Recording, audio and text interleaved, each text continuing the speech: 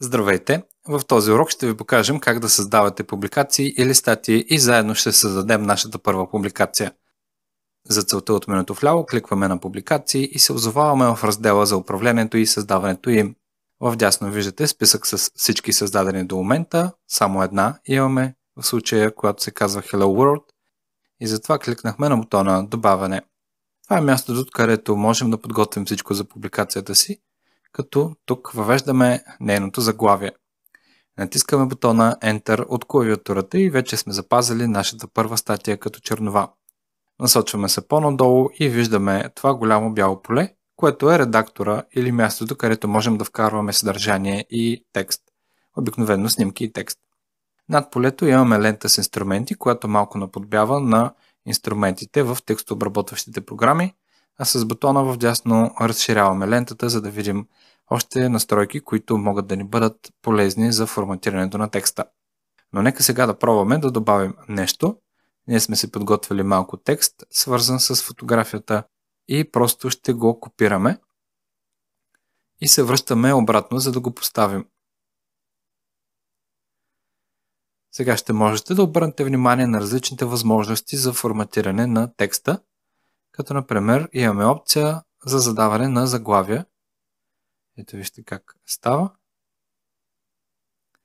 Можем да маркираме и малко текст и да го удебелим, да му зададем курсив или подчертаване. И още много други неща, които са налични в лентата, която е горе. Подробно ще разгледаме всяка една от тези опции на редактора в урока ни за създаване на страници.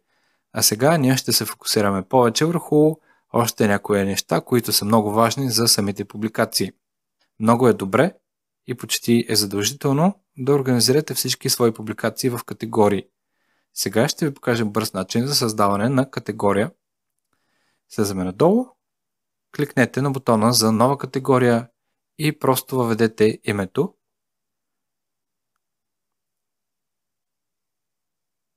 Въвеждаме история, защото искаме така да се казва категорията ни. А след това кликнете отново на бутона и въведете заглавието и за следващата категория. В случая нашата публикация ще се съдържа в две категории, съответно фотография и история.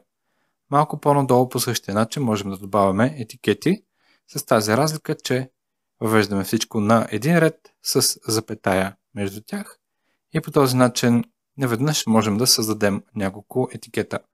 Добре е етикети и категории да си създавате предварително и от тези полета просто да ги обвързвате с публикацията си.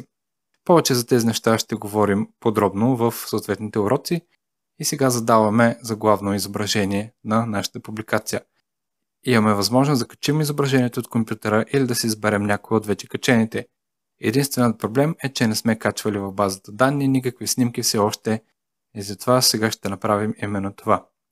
Ние сме се приготвили на компютъра предварително една снимка, която не се струва подходяща за статията. Сега снимката ще се съхранява в библиотеката от файлове и винаги, когато ни потребва, можем да използваме. Кликваме на бутона долу и виждаме, че вече имаме основно изображение. По-късно можем да се върнем и да го сменим. Нещо друго, на което ще обърнем внимание, е връзката, която автоматично се генерира под заглавието. Това е URL адреса на статията. И тъй като от настройките зададохме той да се генерира според името, в момента се беше създал на кирилица, затова сега го правим на латиница или на английски. Кликваме на публикуване, ако сме готови за да запазим промените, а след това на преглед на промените. Ето така изглежда нашата първа публикация с заглавното изображение, заглавието, текста. Тъй като това е статия, отдолу ще има налично поле за оставяне на коментари. Ще видите също, че се вижда под снимката авторът на публикацията и датата на публикуване.